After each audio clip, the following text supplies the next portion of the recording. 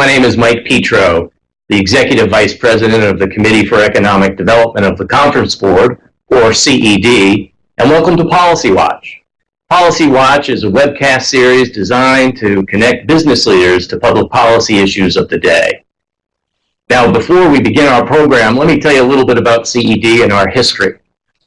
CED is a center of the Conference Board, and we're comprised of some 170 CEOs of major companies throughout the country. CED was formed in 1942 when President Roosevelt was engaged in conversations about how to move the economy from a wartime to a peacetime economy. One of our very first policy statements became the blueprint for the Marshall Plan, and in fact, our first chairman, Paul Hoffman, who was the CEO of Studebaker, he was actually the first administrator of the Marshall Plan. So for over 7 decades, CED has provided reasoned solutions from business in the nation's interest, and we've impacted such issues such as education policy, trade policy, money in politics, fiscal policy, and a host of other pressing economic issues of the day.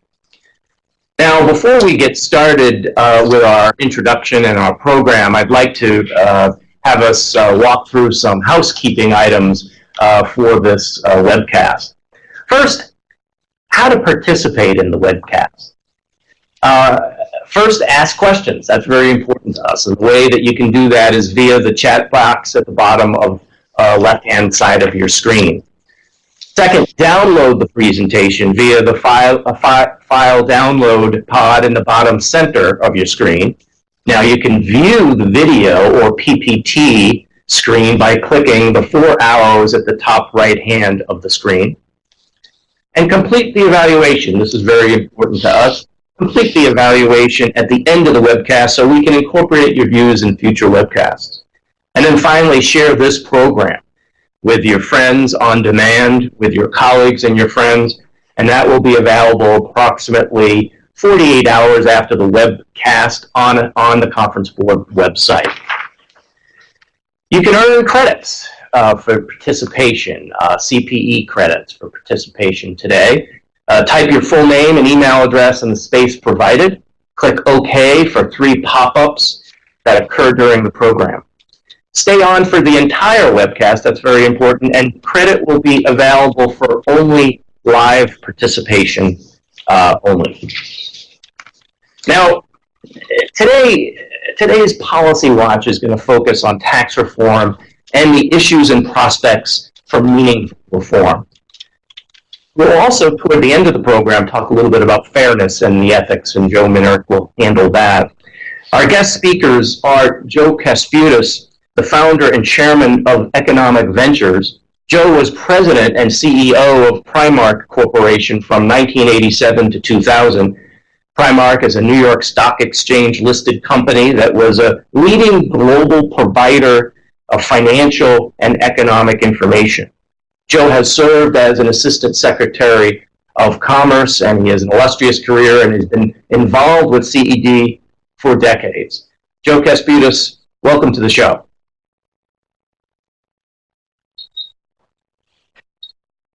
Second, we're going to hear from Joe Minarik. Thank you, Joe. Second, we're going to hear from Joe Minarik, who is CED's Senior Vice President and Director of Research. Joe has a long career on economic issues and has served both as the Chief Economist to the House Budget Committee in the 1980s and served as the Chief Economist for the Office of Management Budget during the Clinton years, and has an awful lot to add to this issue. Joe Minarik, welcome to our program. Hi, Mike. Thanks for having me. Okay, so the way this is going to work is I will be shortly turning this over to Joe Kasputys first, but I wanted to get the program started and get a sense as to what people think about the issue of tax policy and tax reform. So I'm going to ask a question and then reveal the results just to get a sense as to where the audience is with regard to this issue. So I would ask one question, and it's a pretty general question. Which of the following tax approaches would you most support? First, a flat tax. Now, a flat tax is a system with a constant marginal rate usually applied to individual or corporate incomes. That's number one. Number two, a tax cut for the middle class with higher taxes for the wealthy. And then the third, no taxes at all. No tax increases at all, and keep it the same. So I would ask, I'm going to give everybody 30 seconds or so to weigh in, and I think it'll be interesting just to get people's views.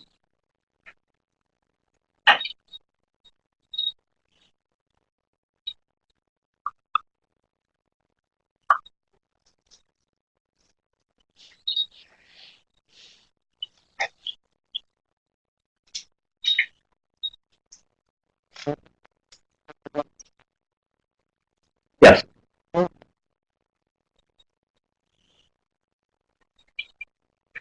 Okay, so if my eyes are serving me correctly, it looks like the vast majority of participants today support a flat tax at about 60%, and then 20% a tax cut for the middle income with higher taxes for the wealthy, and then no tax increases at all, another 20%. So 60, 20, and 20. So that's really interesting to get our conversation started. So now what I'm going to do is turn it over to Joe Kasputys to walk us through some of his views and background in tax policy and tax reform.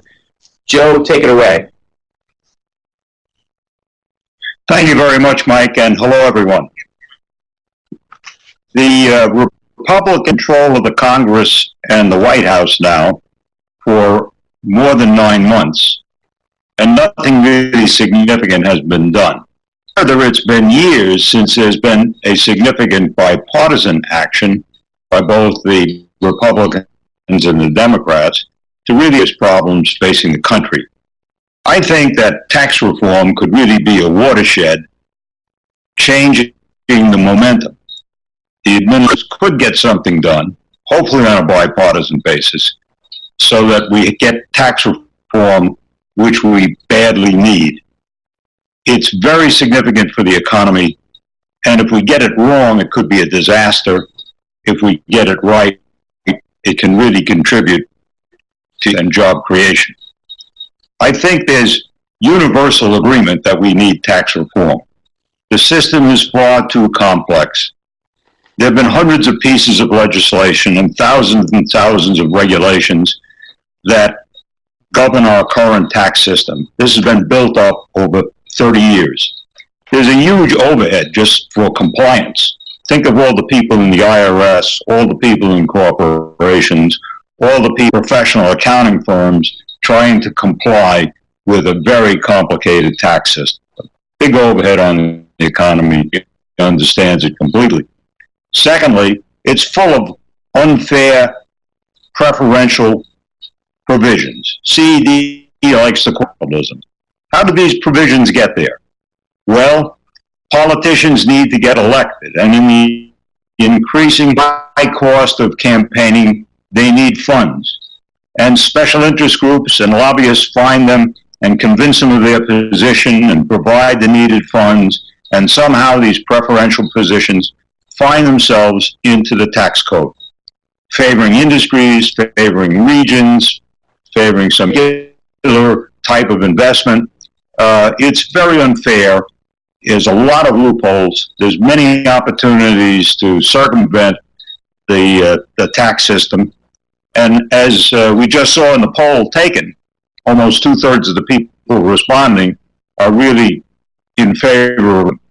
The system we have is simply not conducive to economic growth, and it's not competitive internationally. No serious attempt at reform for over 30 years. The last really big reform was in 1986. Have to recognize that there is a real constraint on what we do with tax reform. Everybody's in favor of rate cuts. Everybody likes that. And to the extent that we can pay for it, that would be great.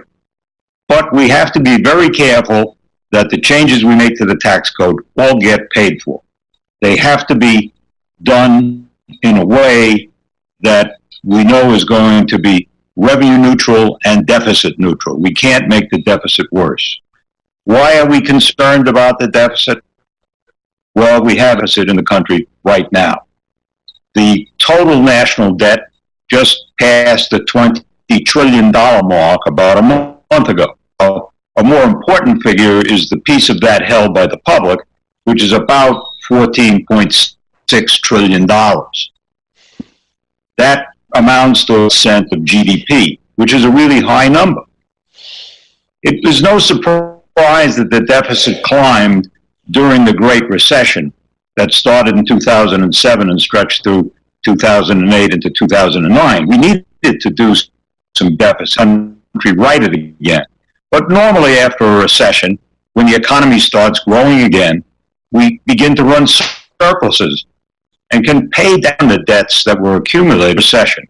This has not been the case for the last several years, really the last 10 years. Which every year, currently it's running just under $600 billion. Next year it might be a little bit lower. About all serious economists and the Congressional Budget Office agree that if we don't change anything, that deficit is going to start climbing in 2019. And in 5 years from now, by 2022, not a very long time away, we'll probably debt held by the public of around $19 trillion. If that sounds like a big number, think about 5 years later, 2027. The debt held by the public is forecasted to be about $25.5 trillion. That's about an $11 trillion increase over a 10-year period, or just a little over $1 trillion a year. That would take the debt to GDP ratio up to about 91, which is a very dangerous level. It's already at a dangerous level. It's only going to get worse if we let it get them. It'll decrease the country's flexibility to deal with any kind of fiscal emergency or any other major thing that requires funding. Now, out of this deficit situation. If I could interject with a question, and I think we have a little bit of a delay, so I apologize to our guests for that. And you're going to hear me over the course of this webcast being rude and trying to interject some questions, but it is, I know, so you're saying that tax reform should at least be deficit neutral. But I also know that you're a deficit hawk, right? And so can you envision any scenario to balance the budget or what have you, where tax increases should be on the table? Well, just to set this record straight, I'm not a deficit hawk.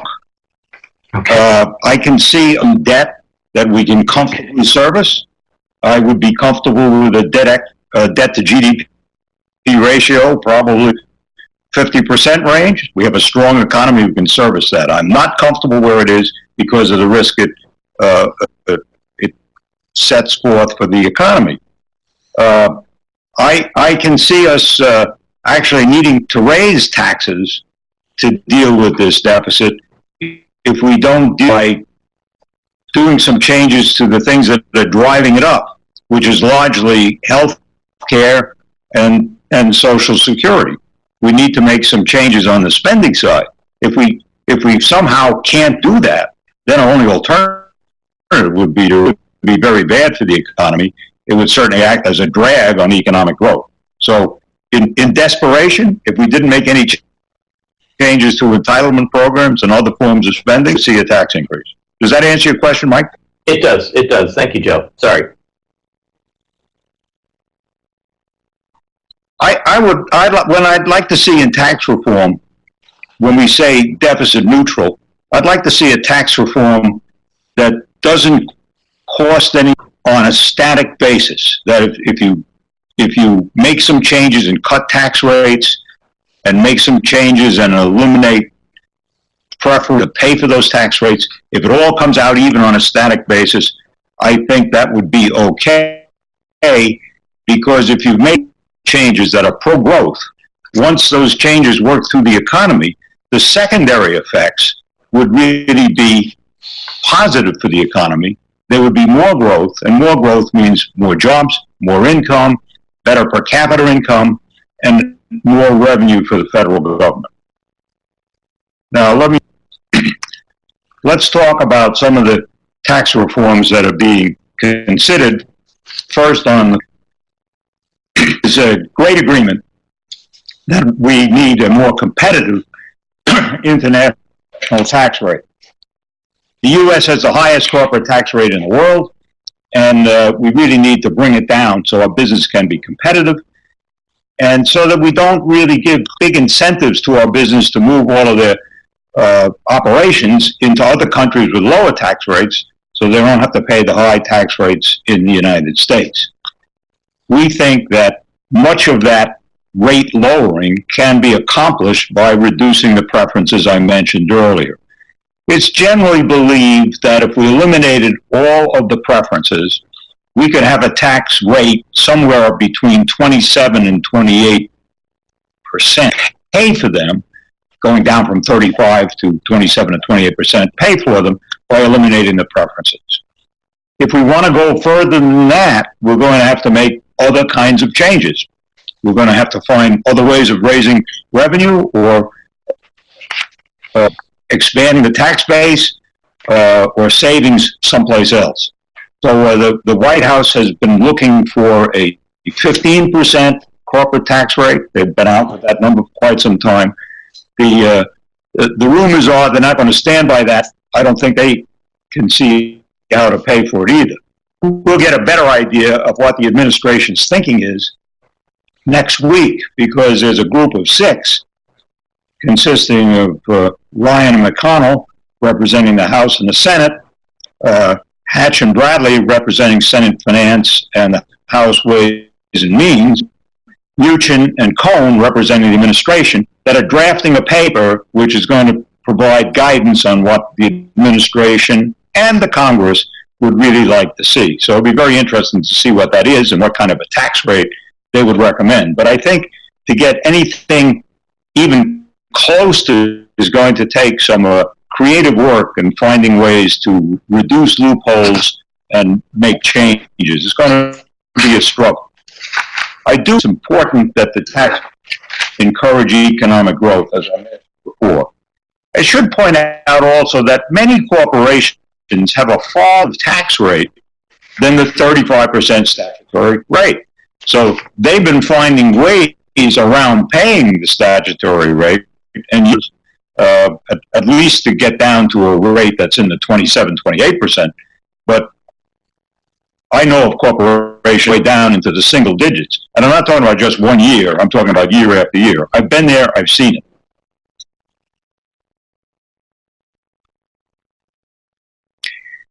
Moving to the individual side, we're looking for lower tax rates for individuals and fewer brackets. Simplification. And we would hope here that the cost of these rate reductions could be financed, at least in part, by eliminating deductions and preferences. Let's get to some specifics.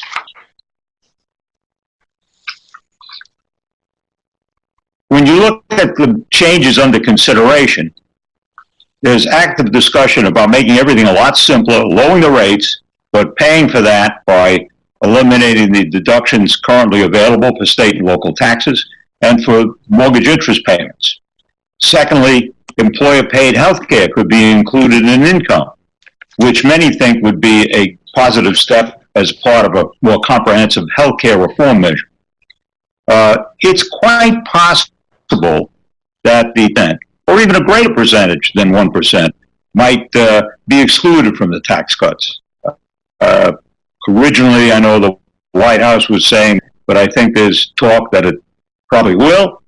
And I think it's even possible, and this gets to Mike's question, some percentage at the top, which account for a vast amount of the total federal revenue realized from this, could wind up paying even more. That would be a way of offsetting some of the drop in rates and even corporate. Another thing that is talked about, I didn't put on the list, but the Republicans have wanted for a long time, is a limit tax. I think the point about that is it doesn't produce very much revenue and is very expensive to collect. but I think there'd be huge resistance. I can't ever see a bipartisan bill getting through that includes eliminating the estate tax because it's perceived as largely benefiting the wealthy, which is probably true. On the corporate side, some of the measures being discussed are pretty basic in their changes. As an expense is one. I think if that were done all at once, it could be quite disruptive to businesses that depend on a lot of leverage, such as building of office buildings and shopping malls and things of that. So the developer uses a lot of interest to finance the outlays needed before they get the project done. Be true of shipbuilding, all sorts of things. It would probably, if it were going to be done, need to be phased in over a period of years. Another suggestion is to expense all investment, which would be kind of an offset to eliminating interest as an expense. You'd take away a benefit, but you'd allow business to expense their investments. Currently, most investment gets written off over the life of the asset for tax purposes. Now, we do have accelerated depreciation to encourage investment, and that does help with, but expensing it all would help even more. So that's something being considered. If you think about it, eventually, if is going to be taken as an expense, it'll either be taken over the life of the item or it'll be taken up front under this proposal. So it's a matter of timing, really. Another popular measure is not to change the treatment of carried interest, or rather allow carried interest to be capital gain, but to change it so it would be taxed as ordinary income. Many people think that the United States ought to institute a territorial tax system, which means you just pay the tax in the country in which you operate, whereas the United States has what's called a residence system, meaning that you're subject to taxation on your income worldwide, wherever you get it from. There are only two countries in the world that have a residential system. One is the United States and the other is Eritrea. What do the other 240 countries know that the EU don't? Anyway, there's many people think a territorial tax system would be better. It kind of goes hand in glove with encouraging the repatriation of foreign earnings. You see, companies, if they do earn money abroad, don't have to pay the U.S. until they bring it back to the United States. So they can let it sit abroad and even invest it there, sometimes to the parent corporation back in the United States. There's many things that get done like that. It would be nice to see more of that money coming back to the United States, invested in the United States. There's estimated about $2.5 trillion sitting abroad that to the United States. One proposal is to actually allow a one-time repatriation earnings by having everybody that's holding those earnings pay some tax on it, maybe not the 35%, nobody thinks that would be right, but maybe something like 10%, it'd still be $250 billion, it's not peanuts, on all the past foreign earnings through the territorial tax system going forward, so that you wouldn't have to worry about being subject to the U.S. tax. Companies would be pretty free to do what they wanted. If we did lower the U.S. tax rate for corporations to the mid-20s, we'd be much more competitive. So this huge difference between the U.S. tax rate and the tax rates in most developed countries would be much smaller, and a territorial system would make more sense under those circumstances. So, Joe, go to the next slide. Well, before we do that, Joe, if I can just interject, yes. and I might also bring our other guest, Joe Minarik. So we've got Joe K and Joe M into the discussion as well. But so you've mentioned some changes under consideration, but we just had a poll where we have 60% of our participants today believe in a flat tax. There are other considerations out there, such as the alternative minimum tax. What are we going to do about that? Or the possibility of a value-added tax. So I would start with the flat tax first. You know, why isn't that being seriously considered? Maybe, Joe Minarik, you know something more from the congressional side. Maybe you can talk just briefly about the flat tax and why isn't it under major consideration, would you think? Well, it's clear, Mike, that one thing that this discussion needs is more Joes. But I'll try to look different, Joe Kasputys, so that we don't get confused. The problem with the flat tax, it sounds wonderful. People think that charging the same tax rate to everybody is fair. Then you start to think about some of the details. One example. The 84-year-old widow in the walk-up Coldwater flat. Should she pay the same tax rate as, not to take his name in vain, Bill Gates? Then you start thinking, well, I'm not sure, maybe this isn't going to work out well. And in fact, when we think about tax reform, if we think about collecting the same amount of revenue as we do today in a different and maybe even a better way, the first thing you have to understand is if you do reshuffle taxes like that, some people are going to pay less and they'll be very happy, but some people are going to pay more and they are not going to be happy at all. And in particular, if you're talking about replacing our current graduated rates, where you have a lower rate that applies to people with less income and a higher rate that applies to people with more income, if you're going to replace that with a single rate that applies to everybody and you're going to collect the same amount of revenue, well, you don't have to think too hard. The result is going to be that people with modest incomes today are going to pay more, and people with very high incomes today are going to pay less.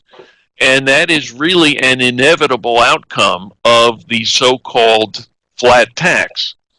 So we need to think pretty carefully about whether we're ready to move in that direction. And from the political perspective, once people understand what that outcome is going to be, it's highly unlikely that many voters, probably most voters, are not going to be very happy with the outcome. Joe Kay, what do you think about that? Well, if I could just interject, I agree with what Joe said, that we need more Joes, maybe some without beards. But I agree with what he said about the flat tax individuals. But I think the reform opportunity here is to move much closer to a flat tax for corporate. If we can get that to 25% and eliminate all the loopholes and preferences that are there now, much more like a flat tax for corporations. So I think that's really where we want to go. I have to tell you, I ran a very global company, actually two, one right after the other, for 22 years, and we had operations all over the world. And the machinations we went through to reduce tax and the opportunities to reduce tax were extensive. Companies do that. They wouldn't have to do it in a much simpler system. Mm-hmm. They could make an allocation of their capital rents to have their operations instead of being driven by tax considerations. So I think the corporate is a move in that direction. You did mention, and go to it, the AMT. I think the corporate AMT should be taught, particularly if we go to a simple, there'd be less loopholes, so you wouldn't need to go through the AMT process. And if we could get a simpler system for individuals, it would be nice to see AMT too. I've seen tax returns where half of the return was the AMT calculations, and it didn't get anywhere. Right. I'm surprised, Joe Minarik, that it seems like the AMT is affecting more and more citizens than it was originally intended to. Do you see this as a continuing political issue that members of Congress are going to have to address? I don't think there's much question that we need to think very seriously about the alternative minimum tax. Joe made some very good points on the corporate side. When we talk about simplifying the tax system, if you think about it for individuals, many individuals don't even know what a marginal tax rate is. Many of those who know what a marginal tax rate is do not know what their marginal tax rate is. The notion that we have multiple tax brackets for individuals, that creates a great deal of complexity, really is an overstatement for most taxpayers. Joe's point, I think, is exactly right, which is that the complexity that we really ought to be worrying about is what faces mostly businesses, to a limited extent individuals, where they're trying to create their economic strategy and where the influence of the tax system is telling them that what works in the marketplace is not what is going to work for them with their after-tax bottom line. So that's exactly right. The alternative minimum tax is a perfect example of that. There's an element of, really, in effect, the purpose of the corporate alternative minimum tax is not dealing with tax liability over a long period of time. It's dealing with timing and the tax that firms pay in any particular year. And for purposes of appearances, it's saying that a firm that in one particular year has a large tax loss, or perhaps has undertaken a very big investment and is going to get large depreciation deductions, ought to pay some tax in that year, again, purely for appearances. And then in the next year, you get to take the loss, or you get to use your unused depreciation deductions. So all we're really doing is moving the money around from year to year. And I think one can make a pretty strong argument that all of the complexity that we apply to affect the tax liability that firms pay in one year just by shifting money from one year to another is not productive. Yeah, Joe Minarik, this is Mike again. And just one other quick question. You recall that maybe some 10 years ago, CED came out and supported a value-added tax, or the VAT. I'm not sure our members would support that today. In fact, I'd like to ask Joe Kasputys, Joe K, for his opinion. But Joe Minarik, briefly talk about the rationale behind the VAT and where we came out there, and then maybe Joe Kasputys, your view on that as well. The value-added tax, well, let's face it, any tax is highly controversial. Value-added taxes, Joe mentioned the use of different taxes around the world. The value-added tax is used by virtually every developed country elsewhere around the world. It's a form of consumption tax. It's like a sales tax in many respects. Here in the United States, we have sales taxes, so we have taxes like the value-added tax, but we have decided to leave that as a revenue source for the states. Some people are concerned that we've gotten to the point where the only way in which we can address our budget problem on the revenue side, and Joe is absolutely right that solving our budget problem, as big as it is going to require enormous discipline on the spending side as well. But many economists have come to the conclusion that our income tax, both at the individual and the corporate level, just isn't strong enough at this point to raise the revenue we need. And the argument is a value-added tax would collect more revenue at the federal level. It would collect revenue even from high-income people who individuals who exert a lot of effort trying to find ways to avoid paying the individual income tax. And some would argue that we could find ways to protect relatively low-income individuals from the value-added tax so that we don't need to worry about the concern that the value-added tax would actually be regressive. On the other hand, you're going to hear a lot of argument from folks who say we don't need to give the federal government one more lever to pull to raise more revenue, because if you give the federal government another lever to pull, it's going to pull it. That's a matter of controversy. We could pull the lever of the individual income tax too. We could pull a lever of the corporate income tax. It's highly uncertain whether the value-added tax could be increased on a stealth basis and people wouldn't know and wouldn't react politically. But that is an argument. It is a concern. It's, some people see the value-added tax as a ticket to a larger government. And at the end of the day, we're going to have to look each other in the eye and have a serious conversation and come to a conclusion of how are we going to reach the size of the federal government that we are willing to pay for and actually pay for it. And that's the context of the argument in which the value-added tax has to play. Joe Kay, quickly, your view on the VAT, and then I'll let you continue with your presentation.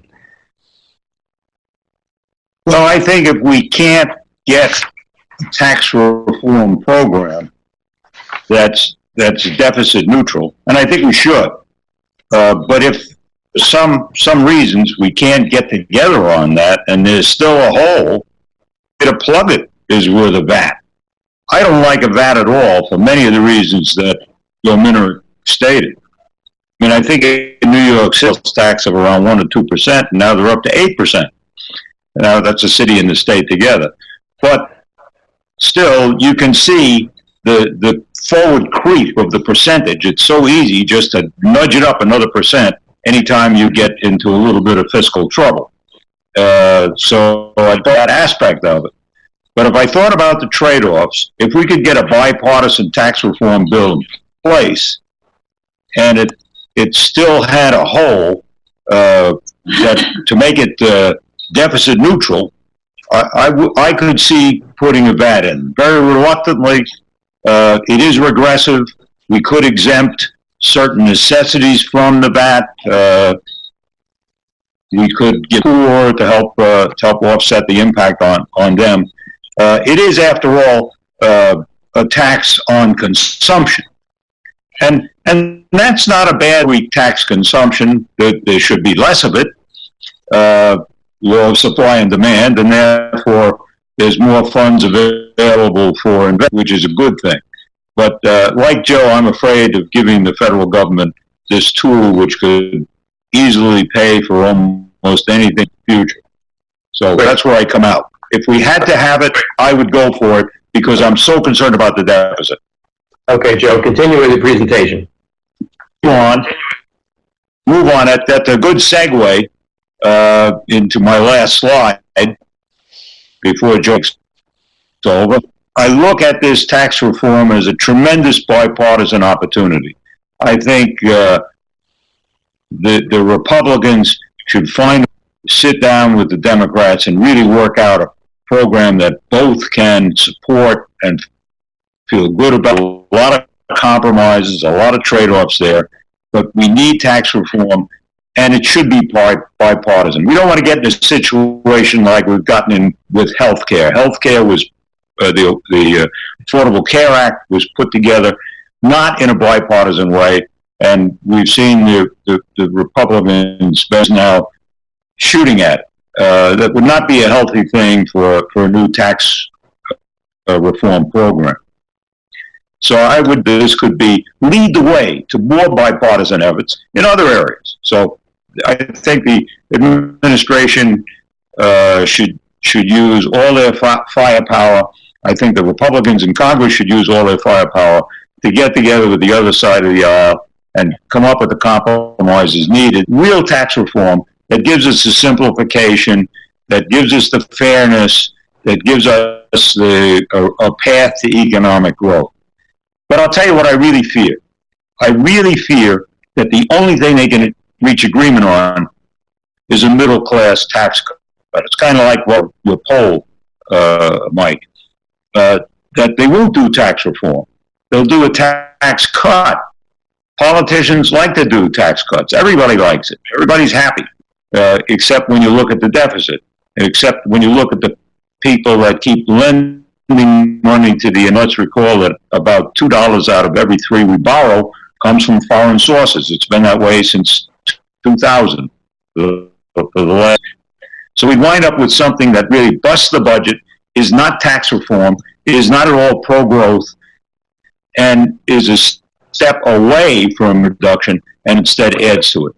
So that's my final fear, and I think it's important for business to be heard very loudly on this point, that we need tax reform and it needs to be pro-growth and it needs to be deficit neutral.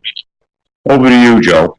Yeah, let me just thank you so much, Joe K. As I mentioned in the introductions, Joe Minarik is an expert on a lot of things. As an economist, he knows the workings of the U.S. and global economies, but he also served in Congress in the Budget Committee, House Budget Committee, as a chief economist, as I mentioned, and also at the Office of Management and Budget as the chief economist. So I turn to you, Joe, and really ask for a couple of views about what you think about the prospects for reform, what's happening on Capitol Hill. Take it away. Thanks, Mike, and thanks to Joe K. for really teeing up this discussion. But I have to say that one point that Joe made is so important that it really does bear repeating. And that is, we need to internalize and really understand that repeated large budget deficits are anti-growth. The worst thing that you could do to hold the economy back. The simple reason being that when you get to a normal time with a growing economy, and we've been stumbling our way through the recovery from the Great Recession, from the financial crisis for almost a decade now, and people have become almost acclimated to very low interest rates and easy credit. That cannot go on forever, and you can read the stories in your newspaper, daily these days, as we're around a Federal Reserve meeting, where we are going to see interest rates rising. It is going to be harder for businesses to get credit. Part of the reason why that is true is that the federal government is borrowing so much money and there's less left over. The federal government goes first, implicitly, in the workings of our financial system. If we have to go overseas and borrow money, then it's overseas investors, not Americans, who earn the return on that additional investment. And that reduces our prosperity over the long haul. And to the extent that that shortage of capital means that we have less investment, we have less productive capacity and less productivity growth, wages grow more slowly. I've gone on this point at length, but it's something that we really, really have to understand. So now we're in the process of a debate over what some people call tax reform, and Joe just drew the dichotomy between tax reform and tax cuts. And that's really the big question that we've got to answer right now. What are we going to do in this tax debate? Are we going to try to find a better way to collect the same amount of revenue to be deficit and revenue neutral? Or are we going to go to tax cuts?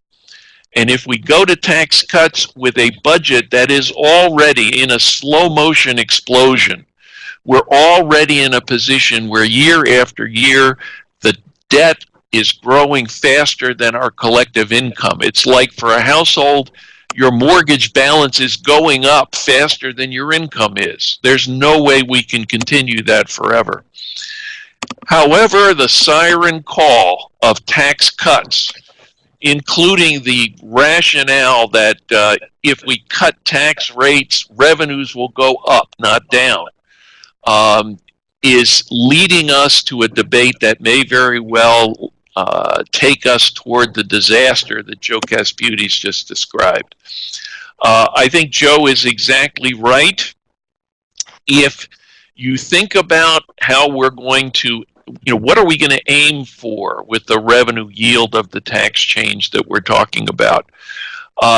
Let's face it, big changes in tax policy are very hard to estimate. The reaction of the economy to those big changes is very hard to estimate. We ought to be more cautious than not. We're getting into the part of the year, we're really way past it, where it is the responsibility of the Senate and the House budget committees to come up with a budget blueprint, what the Congress calls a budget resolution. It was really due for this coming fiscal year, for fiscal year 2018, it was really due back at April 15th of this year.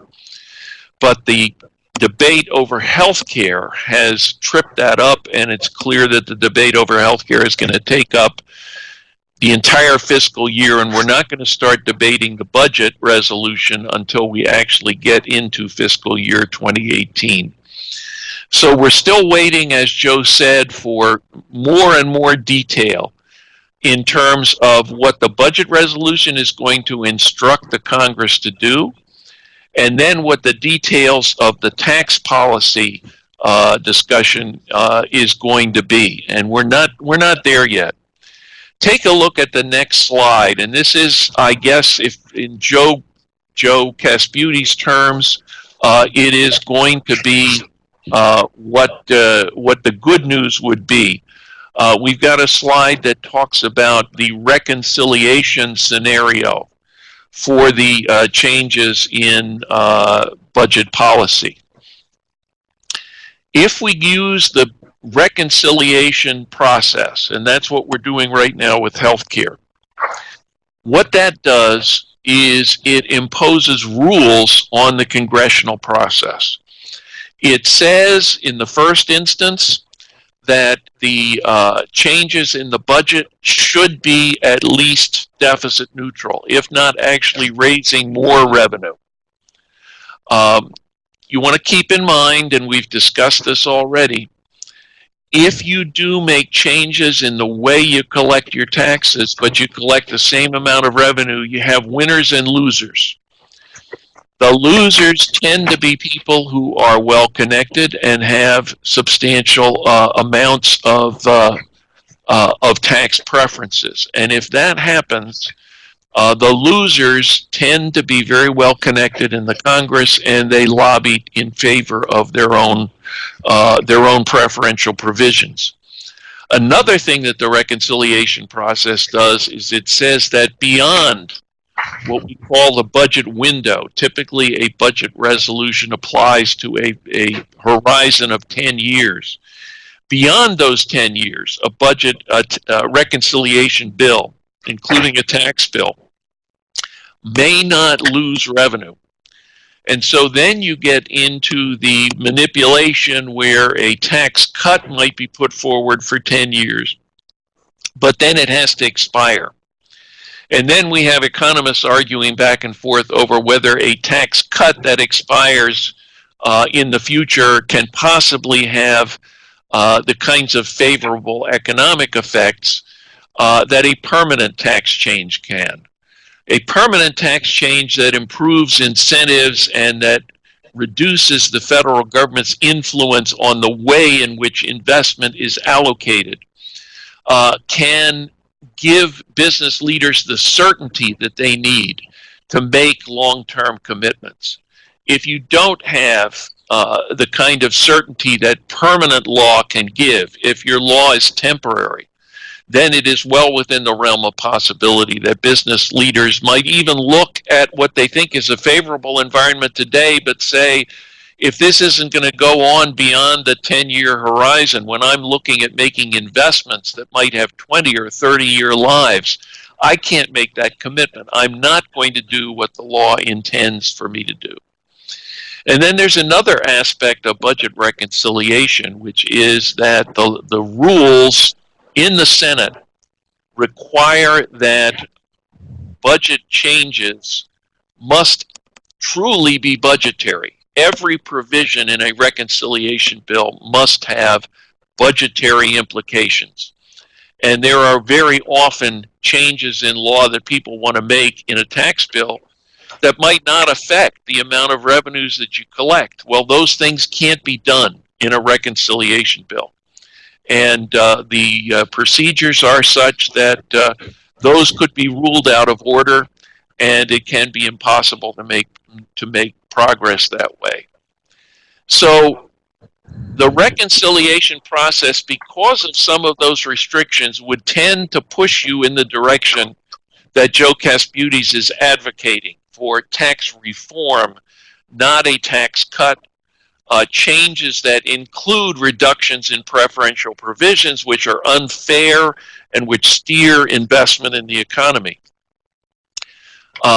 So instead, if the leadership in the Congress decides that they're not willing to walk the straight and narrow, they might very well go in a different direction. And that's the next slide here, which refers to something that we call the regular order.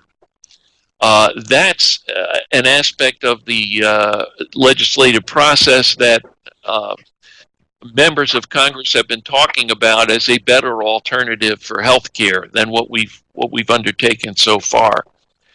There's a positive side to saying that you're going to try to use the regular order for tax policy. It requires 60 votes. And what that says in the Senate is, with only 52 votes in the hands of the majority, tax changes that are passed under the regular order require bipartisanship to some degree. In the ideal, we'd be doing business the way we did back in 1986. The 1986 Tax Reform Act was passed under the regular order. There were truly productive discussions between the Democrats and the Republicans to find a path that worked for everybody. In fact, when the Tax Reform Act of 1986 made its way out of the Senate Finance Committee, the vote was unanimous. Everybody, every member of the Senate Finance Committee, Democrat and Republican, agreed to that change in law. So that was just one indication of how positive that law was viewed and the degree to which you had bipartisan cooperation. But there's an alternative approach to the regular order, and that's what I think Joe Kasputys would be afraid of. And that is to say that we don't want to even aim for a deficit-neutral tax reform. We're willing to lose revenue. There have been some stories in the newspaper saying that when this final plan comes out from the quote-unquote Big Six, that what is going to happen is that there's going to be a proposal for a $1.5 trillion tax cut, and that the approach on the majority side in the Senate, where they're going to need to get an additional 8 votes, is not going to be a meaningful negotiation over what would be a true tax reform, but it's rather going to be a tax cut with an I double dare you approach to the minority. I double dare you to vote against a tax cut in an election year, to try to just peel off 8 votes to get to 60, to pass not a deficit neutral tax reform, but rather a revenue losing tax cut. And if that's the way we go, that's going to be Joe Kasputys' worst nightmare. So, Joe Minarik, if I may interject, we've got a couple of minutes left, and I'd like to turn it back to Joe once you're completed, Joe Kasputys, to give his view on sort of business involvement, what business leaders can do. So if you can conclude your remarks so I can get it back to Joe, that would be great. Oh, I think I'm done. Joe Kasputys, you got the ball. Thanks, Joe. I think that was a very eloquent explanation of the processes that the Congress uses and the pitfalls of those processes. And I think it falls upon business to be very vigilant that the kind of a scenario that Joe just painted doesn't come to pass. It's pretty hard to go to Washington, I suppose, to oppose a tax cut.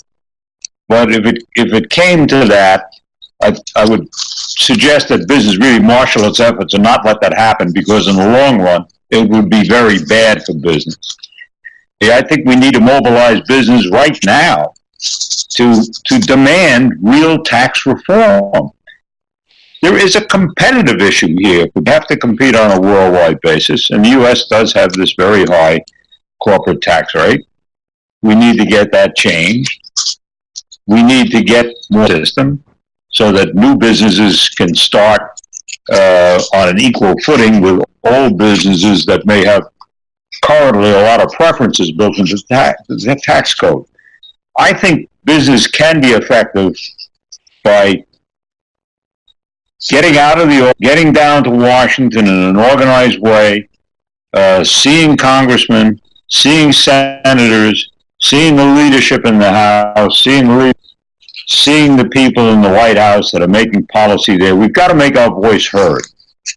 And the more of us that they do listen, they may not always act on what we're saying, but at least we put our case in front of them and we can get a hearing, and we should get a hearing.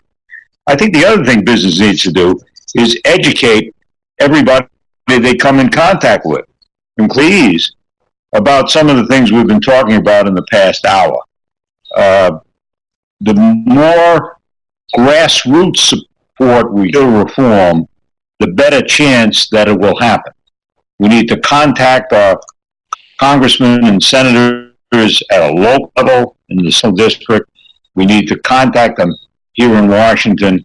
We need to be organized. We need to be forceful. We need to make our voice heard. I've spent a lot of time with Joe Minarik walking the halls of Congress, and I think we were heard. Yeah. Maybe we didn't always, but I'm glad we tried. Oh, Joe, you really are one of those business champions that we've been cultivating over the years. We didn't have to cultivate you because you showed enormous leadership, especially within regard to CED's efforts on Capitol Hill, but also with the overall Fix the Debt campaign, that issue of involving business and others around deficit reduction. So I thank our guests today, Joe Kasputys, especially our special guest, Joe Kasputys, for being here today, and Joe Minarik for his continued leadership at CED around these issues, especially around economic and fiscal issues. Joe Minarik, Joe Kasputys, thanks so much for being here today. I'd like to announce to our guests and our participants today that on December 7th, CED will host its next webcast, Policy Watch webcast. It'll be around sustainable capitalism and around CED's 75th book anniversary. And we look forward to all of you to attend and participate. And so for now, on behalf of my guests, Joe and Joe, this is Mike Petro from the Committee for Economic Development in Washington, D.C. I hope you have a good rest of the day.